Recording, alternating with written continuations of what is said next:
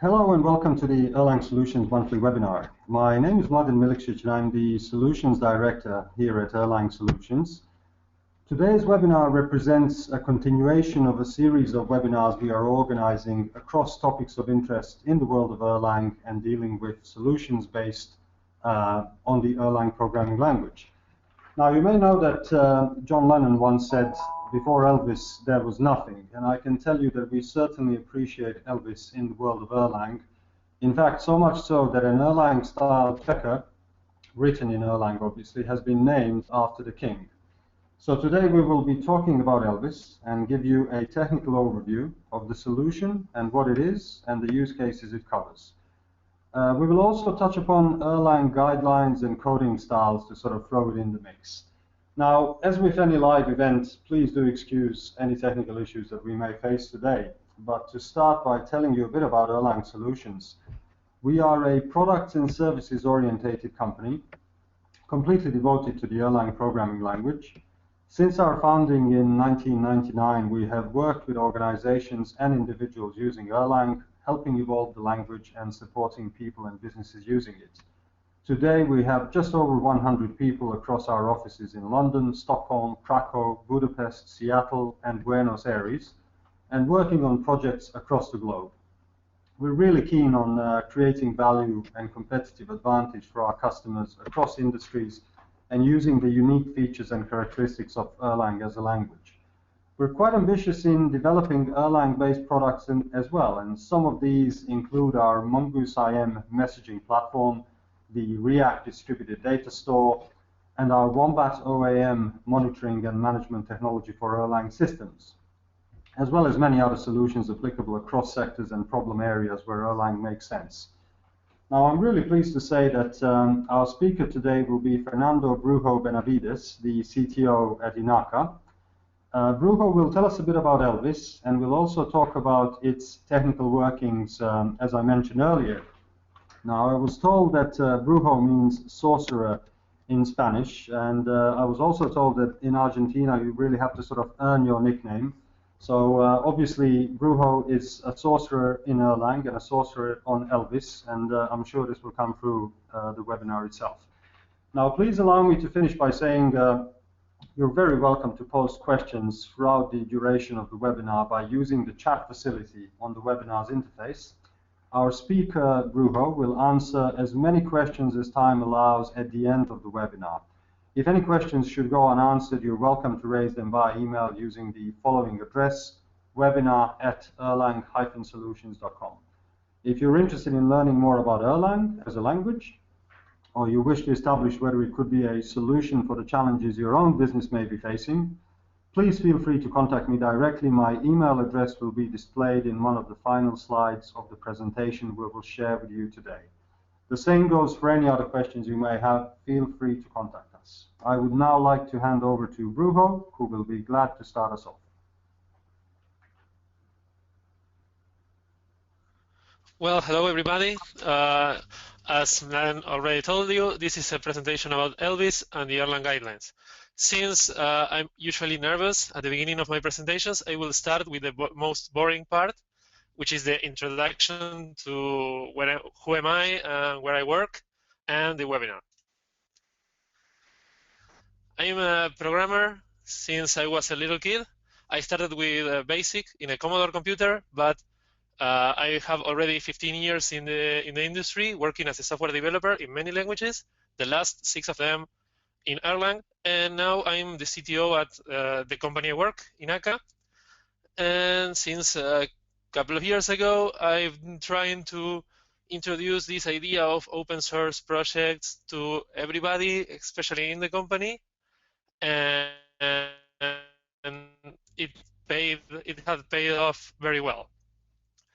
Inaka started in 2010, and we are a company that creates solutions for startups mostly, but also for companies in different languages. We work in Erlang, Ruby, in Node.js. We create products for iOS and Android devices. And we were recently acquired by Erlang Solutions, so we are now part of that big family. We have a big number of projects, and many of the projects are open sourced. and we have a big number of Erlang developers as well, and that number is always growing. Both of those things are the main reasons that led to the creation of the Erlang guidelines and Elvis. In this webinar, I will talk about kind of 4 things, but not exactly in that same order. I will speak a little bit about the code styles and how Elvis enforces them, and I will tell you about the guidelines that we follow when we write Erlang code at Inaka, and I will let you know how you can create your own guidelines. Let's get started. First of all, let's talk a little bit about the guidelines. The guidelines are there in that URL that you see in the big bubble on the screen, github/inaka/Erlang guidelines, and I will tell you how they came to be and why. Let me first start talking about why did we create the rules and why are they there on GitHub. Our first goal was to avoid repeated mistakes.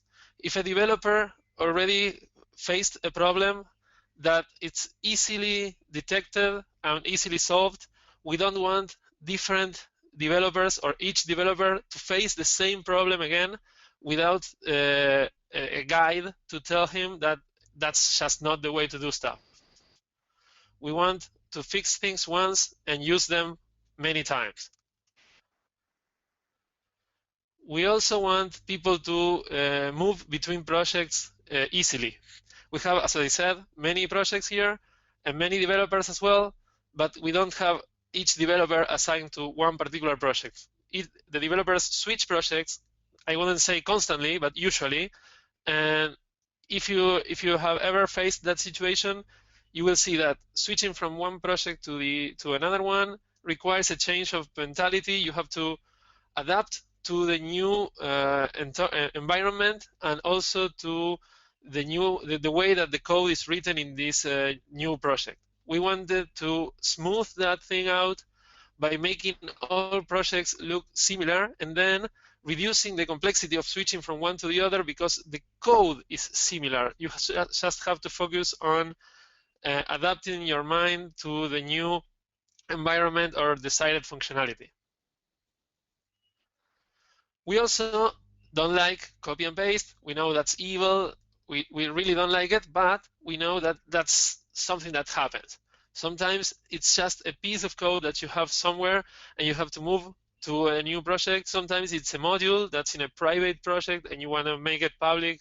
You want to share little pieces of code among projects that cannot use a shared library because they have some particular stuff in it that prevents them to be abstracted, and then you have to move code from one place to another.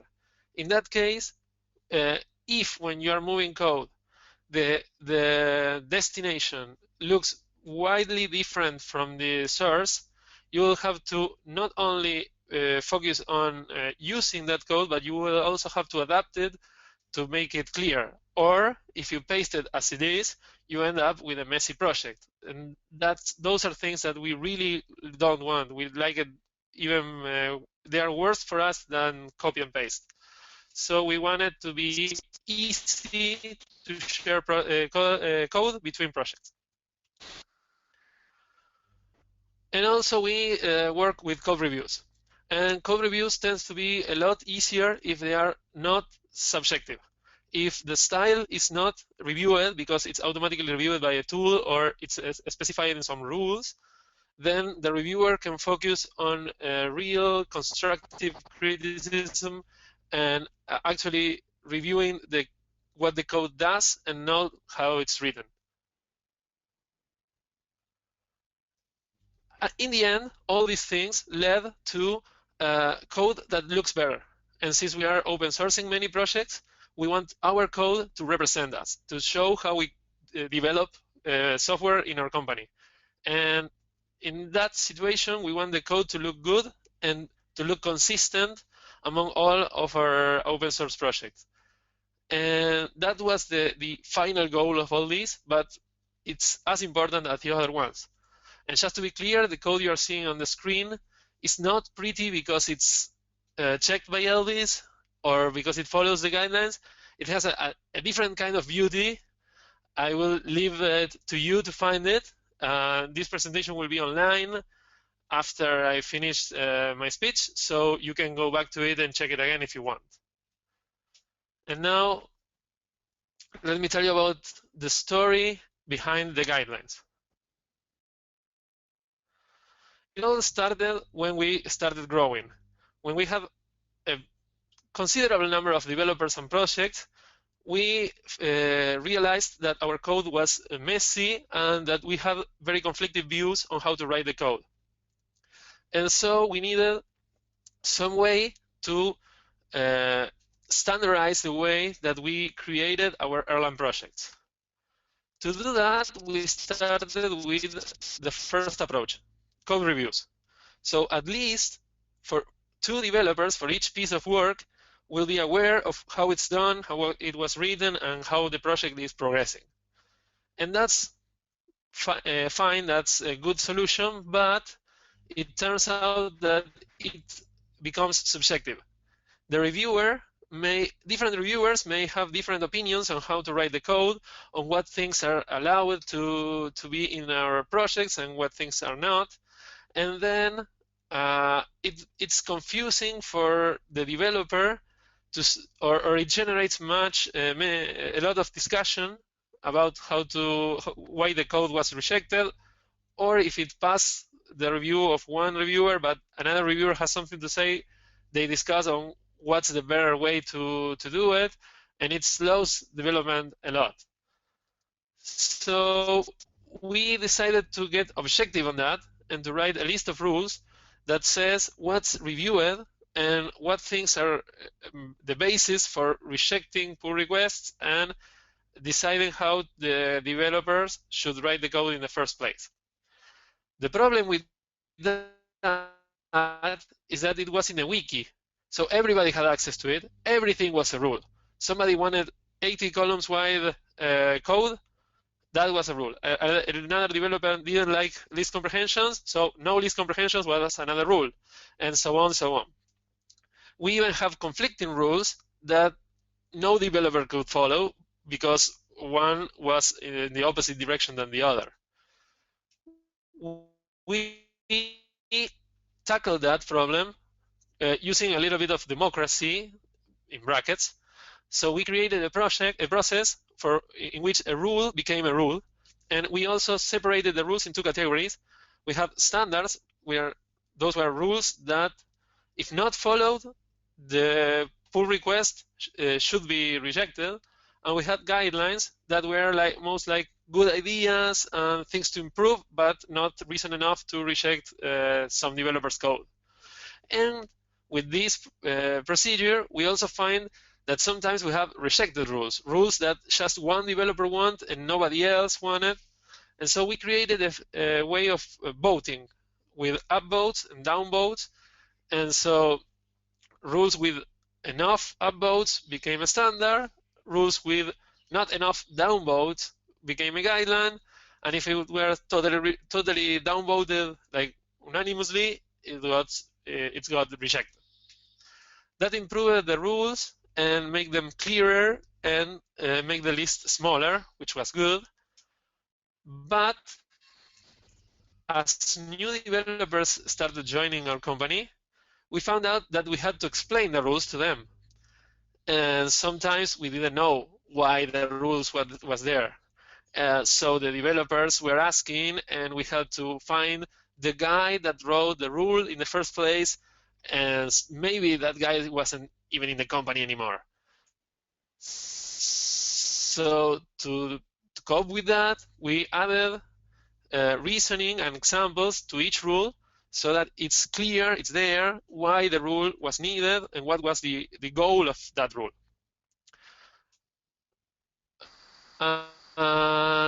Then the rules were in a private wiki, and we started sharing a lot of code with the world. That meant some people contributed with us, and they were surprised by seeing comments in their pull request about rules they didn't knew. So we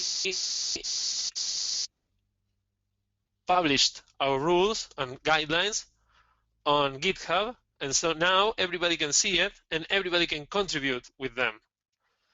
And the rules looks like this. This is one of my favorite rules. It basically says that if you are going to edit a file and you don't like the way it's written consistently, you don't get to write it your part in your way and mess up with the rest of the file.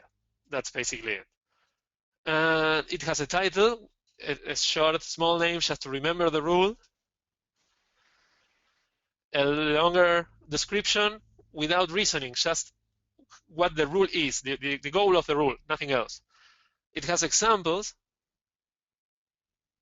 with code that follows every other rule and guideline except the one that's shown in the bad example, but it also shows a good example where the code respects the rule. If one module is not enough, it's fine. We create a folder with different modules that represent the bad cases and the good cases. And finally, the most important part is the reasoning. It's the reason why we consider that rule important and what do we want to achieve with that rule. And we don't allow reasoning to be stuff like it looks prettier or it's more like clear with no valid concept of what clear means. We want reasoning to be very well redacted and very precise on the goal that we want to achieve.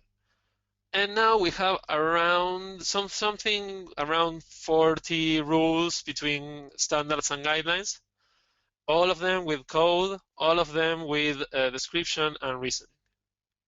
And you can find them in the Erlang guidelines repo that I showed you before. The problem with that is that 40 rules is very difficult to remember and to validate in every pull request code review. So it's fine.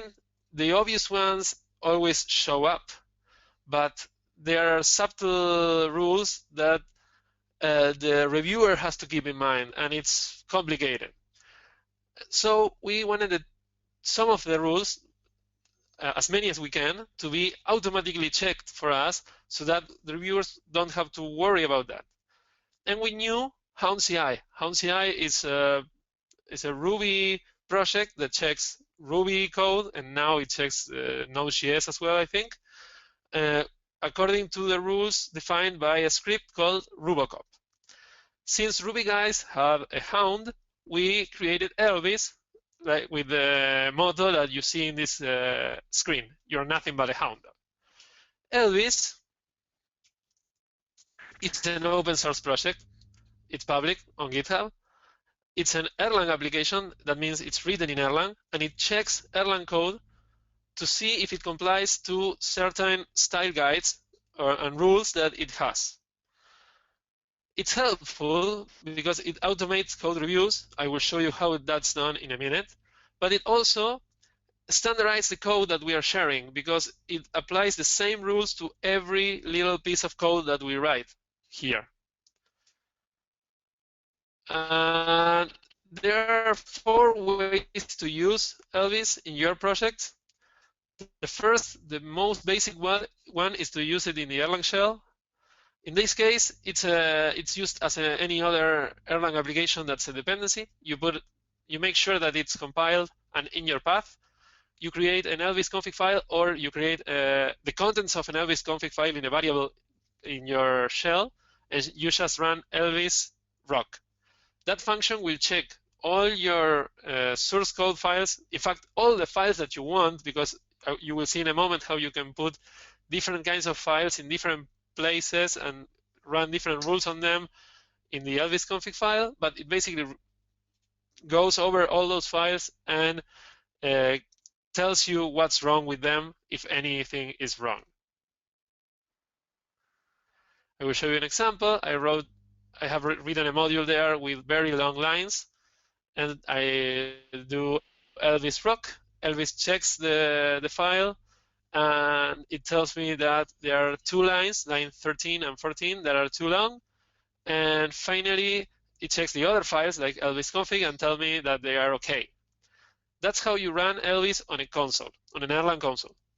The problem with that is that every project that you want to be checked by Elvis must have Elvis as a dependency compiled and available on the console, and you must manually run it. It's tedious. There is an easier way. You can compile Elvis as an script.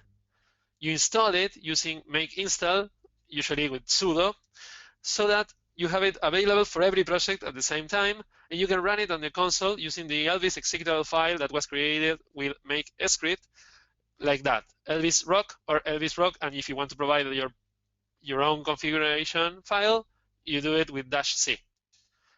It's extremely similar to the previous example.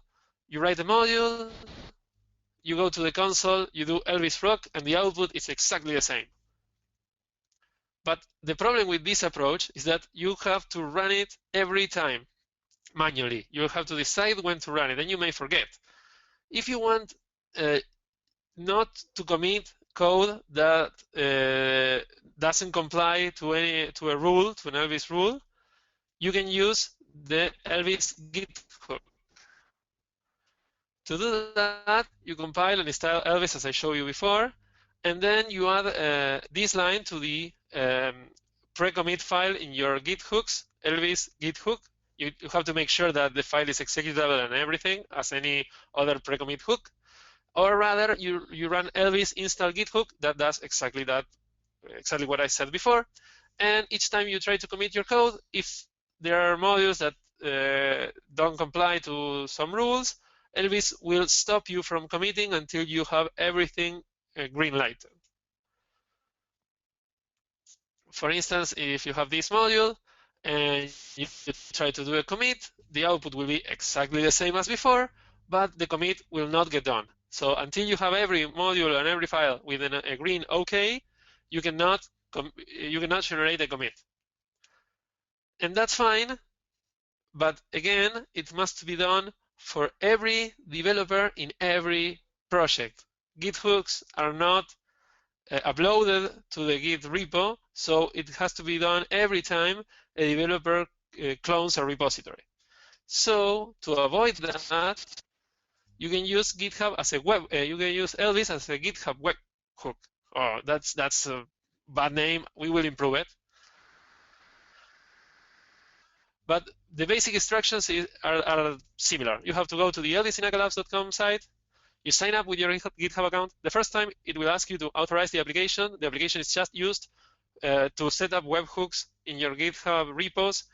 If you don't want to authorize the application, you can do that on your own. There is a wiki page on the Elvis repo that tells you how to do it. But then you turn on integration for the project that you want to check. And each time you want to send a pull request in that project, any developer wants to send a pull request in that project, Elvis will check it and comment on the lines that fail to comply to the rule, like this. It will write a comment on the specific line that fails, and it will tell you what's the problem using the Elvis Inaca GitHub user. That way, the reviewer has time to has some review already done for him, and gets to spend his time in other things, not reviewing the particular rules that Elvis already reviews. But not everybody uses the same rules. So if you want to use a particular set of rules for your project or projects, you can use the Elvis config file. The Elvis config file is a file that's very similar to an app config file.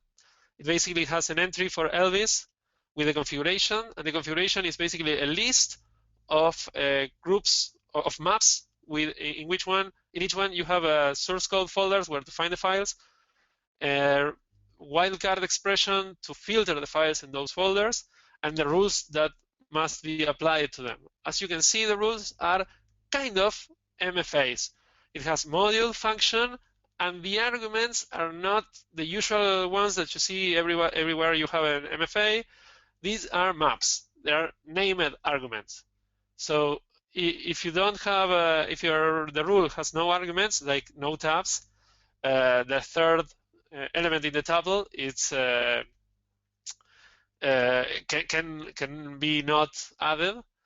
But if the rule has arguments or options, like nesting level, for instance, or line length, you add a map to the config file with the proper values or your decided values for that rule. And you can have multiple groups of files with different rules for each. If you're running Elvis from a console, from an Erlang console, and you want to use Rock without providing a proper config file, config argument, the Elvis will read Elvis config file that's in your path. If you do it from the console, that's the same thing. If you do it as a Git hook, it must be in the root folder of your repo. And if you do it, if you want elvis.inakalabs.com to check your pull request with a different configuration than the default, you must provide Elvis config file on the root folder on your master branch.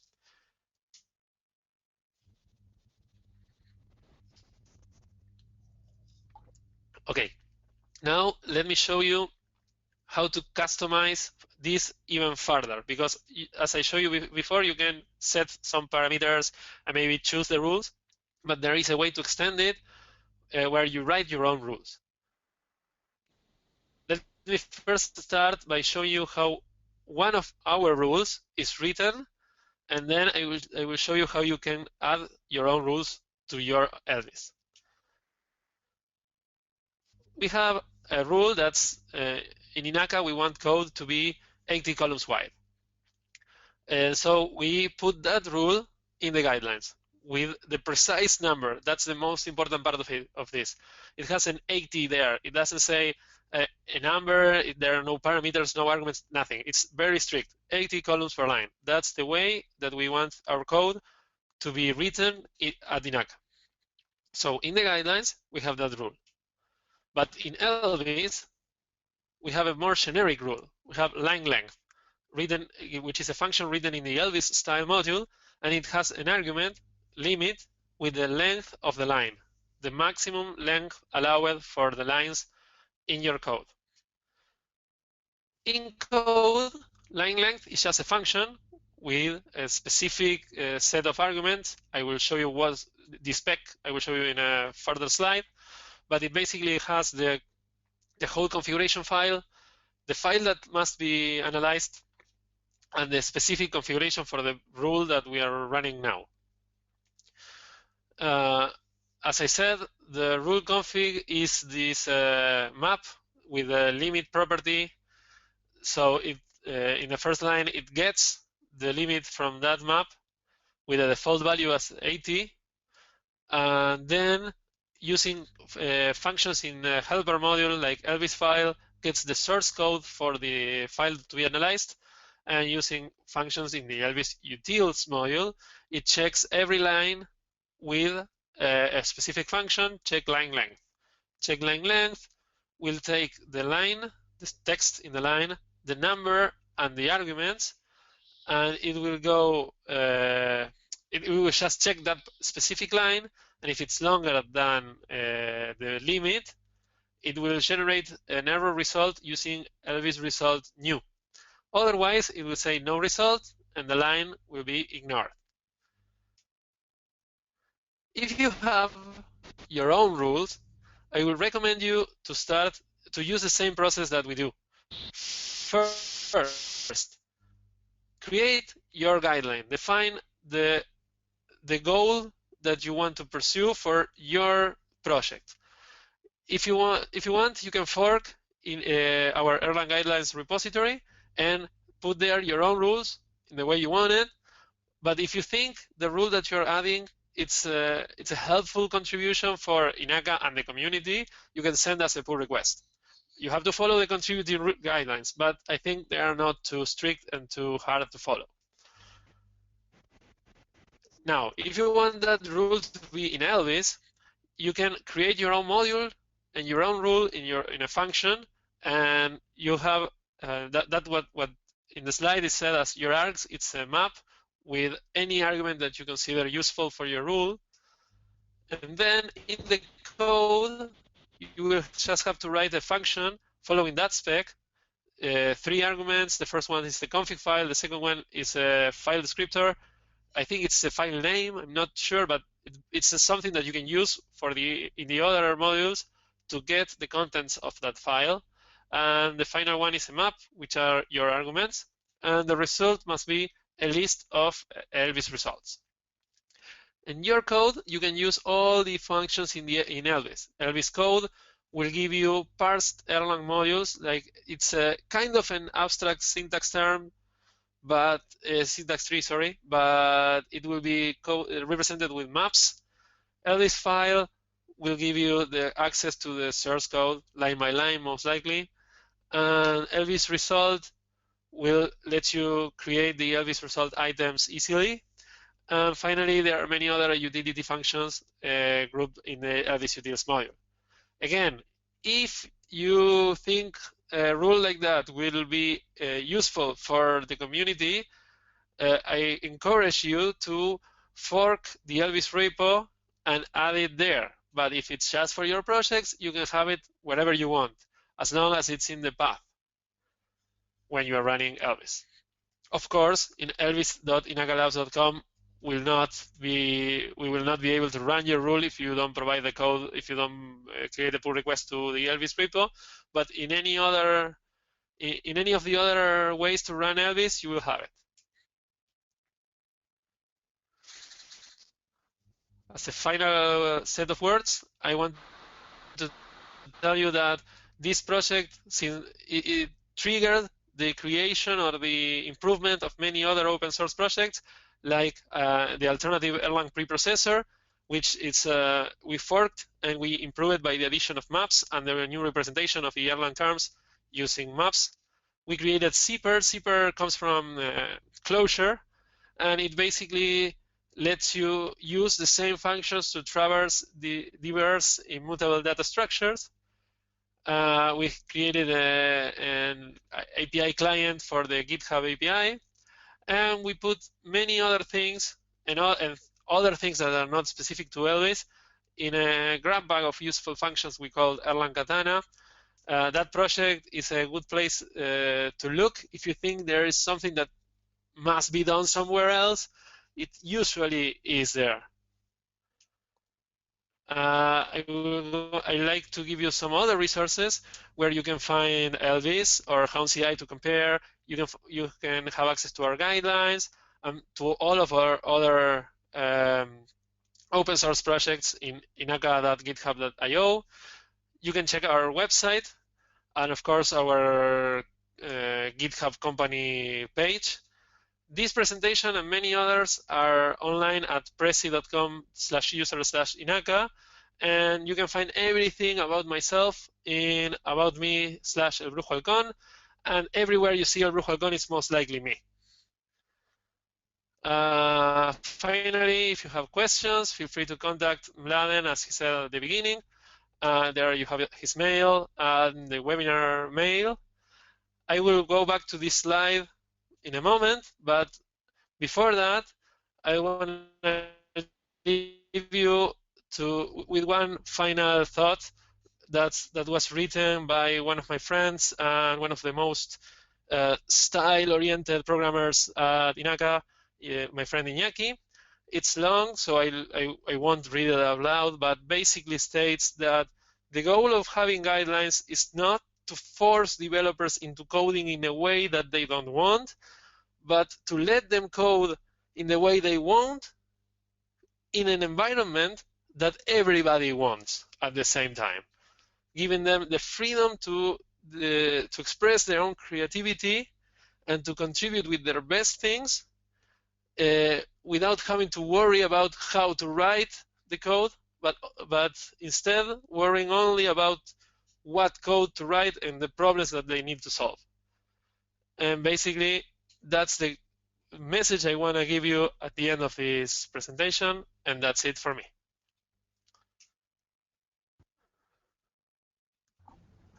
Right, thank you, Brujo. I'm sure everyone will join me in thanking you for a very inspiring talk on Elvis. We've spent a bit of time on the presentation itself, and before everything, I'd like to sort of start by apologizing for the slight technical issues we've had with the connection that I've certainly noticed. But to sort of use the time we have remaining to its best, we have had a number of questions come in. We do have to apologize.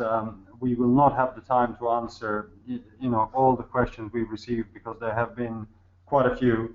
But to sort of try and honor as many of them as we can, Fernando, I will ask you a couple of questions, and obviously you can share your thoughts with us. Now, the first question, one of our attendees is asking something quite interesting. Why would you use Elvis to begin with if there is already a plugin and rules for Erlang in Sonar? So why would you use Elvis if you already have a plugin and rules for Erlang in Sonar? I didn't know that plugin. Actually, I'm not sure I know what Sonar is. Okay, so obviously you'll defer comment on that, and if you have a look, and we can always sort of respond to the person via email as well once you've acquainted yourself with that particular item. So yeah, another of course. question. I'm glad. One thing, if that plugin is open source and has proper code that we can use in Elvis, it will be awesome.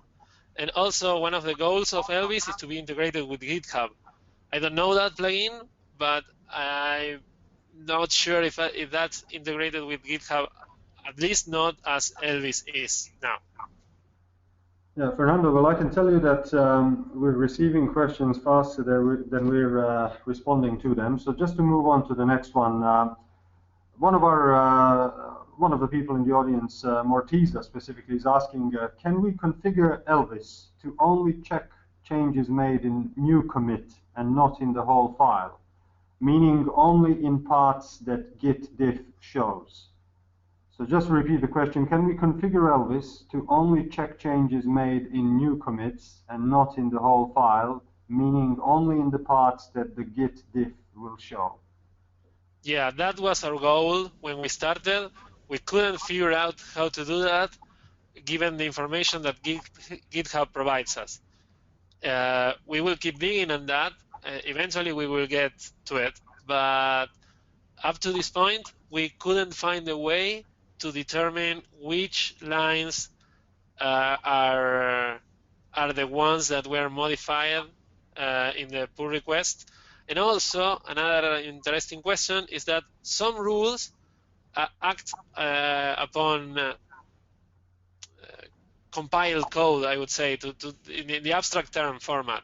So it's not that if you modify a line, you will produce an error exactly there. For instance, if you are using a too deep nesting level, you may have a too deep nesting level because you added another case inside one of your cases, so that the error will be there.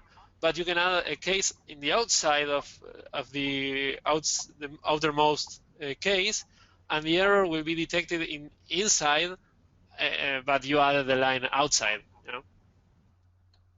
Right, thank you for that. Now to try and again honor as many questions as we can, and again apologies to all the questions that are sort of piling in as we're answering these couple. We will try and answer at least 7, 8 questions here, and the questions that are not answered now we will answer via email. So you will receive an email once we've consulted with Brujo, and obviously you'll get a written response to your question. But to move on to the next one, whilst we still have a bit of time, Hermant Kumar is asking an interesting one. Do you need to clean up an existing project to get started with Elvis, or can it be done incrementally? I would say it can be done incrementally, and that's what we are doing now with one of our, to be honest, with all of our projects. We just added Elvis to the old ones, and each time there is a pull request, we fix the style failures that are reported there. Excellent. Thank you for that, Brujo. Now, just to move on straight away to the next question, and these are, by the way, answered in the order in which they were received. So there is a kind of a first-come, first-served principle. Mortiza is asking once again, can Elvis check for how many space characters should be used for indentation? So, for example, Mortiza prefers 2 spaces after each indentation. So can Elvis check for that? Can he check for how many space characters should be used for indentation? That's in fact a very, very tricky one. It was one of the first rules we tried to implement, and I have to say we failed at it. Mostly because there are some crazy indentation rules that are not like exactly in the number of spaces.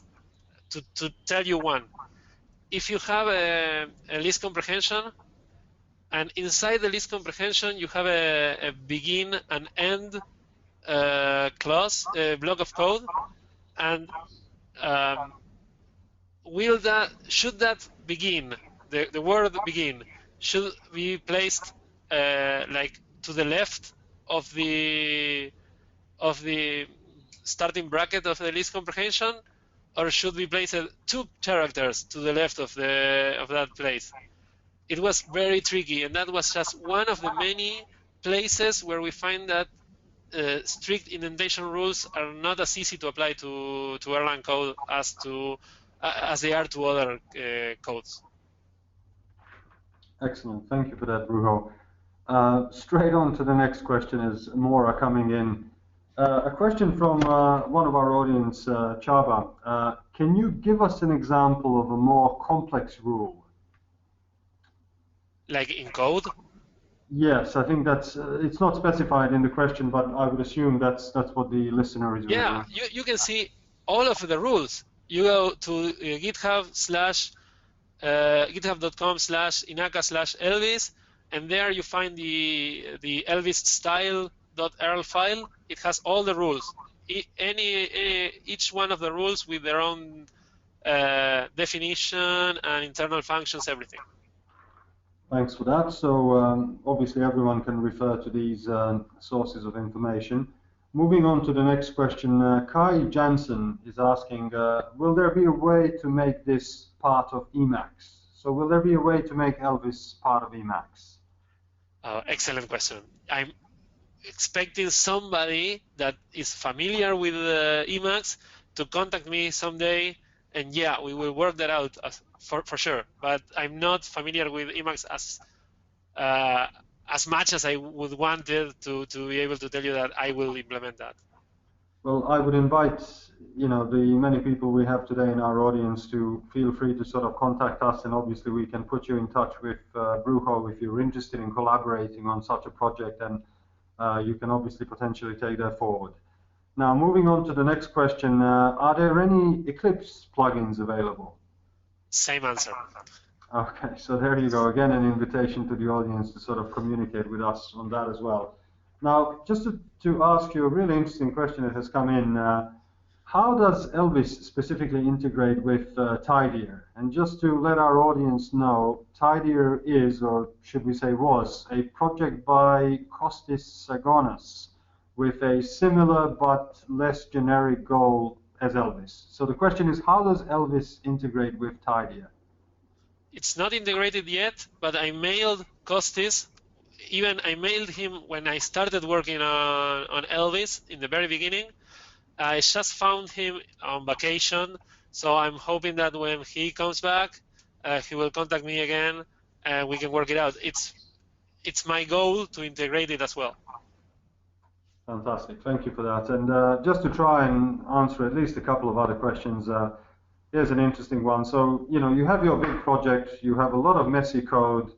How hard is it for you to just start using Elvis with this big project and with, a load of messy code?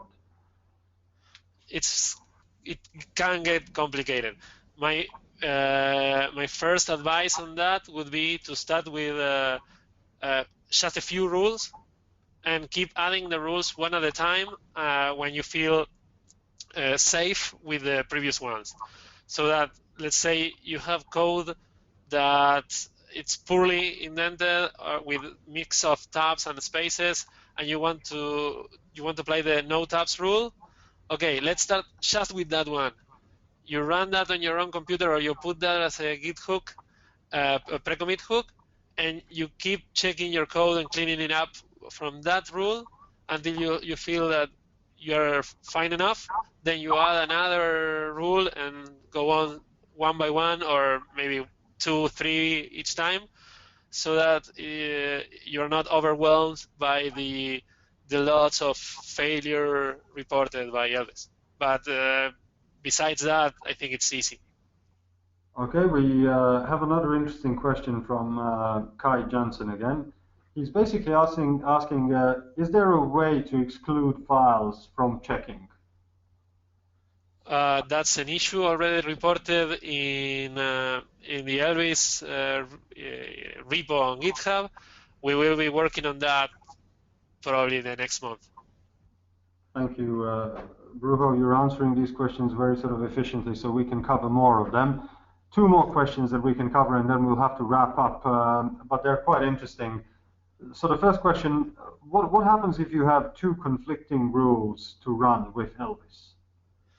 Yeah, that will be an issue for you, most likely. If you have 2 conflicting rules, that means you want to achieve 2 goals that are not valid within themselves. So you will either want, I don't know, 80 columns wide, or you want expressions to be in one line, let's say, and many expressions will be longer than 80, and then you have conflicting rules because you either follow one or the other, and you have to decide. You have to set your Elvis config file to achieve your uttermost goal. You need to decide which one of the rules is better, or what are the arguments for the other, not to conflict that much. Thank you for that. Now the last question. We here at Erlang Solutions are big fans of Elixir and obviously big supporters of that. So the last question is asking, the person is working in Elixir. So they want to know whether Elvis will check their code for style. The answer will be not yet, but like Hound, our source of inspiration for this, started checking Ruby and then moved to Node.js or CoffeeScript. We will most likely, if Elvis goes well, eventually move to Elixir too. Fantastic. Thank you for that, Brujo. Now, many apologies to people asking all the questions we still have on the list that have been left unanswered. We will answer all your questions in writing. Please allow me to once again thank Brujo for a very inspiring talk. Many thanks to all of you who have joined us for the webinar. Please do join us again for our next monthly webinar in November. Now, following today, we will send you a short survey to make sure that we capture your feedback of today's webinar. Please note that the recording of the webinar, as Brujo said, and the presentation that was shared today will also be available for you to collect on Erlang Solutions' corporate website at www.erlang-solutions.com. Thank you all once again, and we look forward to seeing you on our next webinar.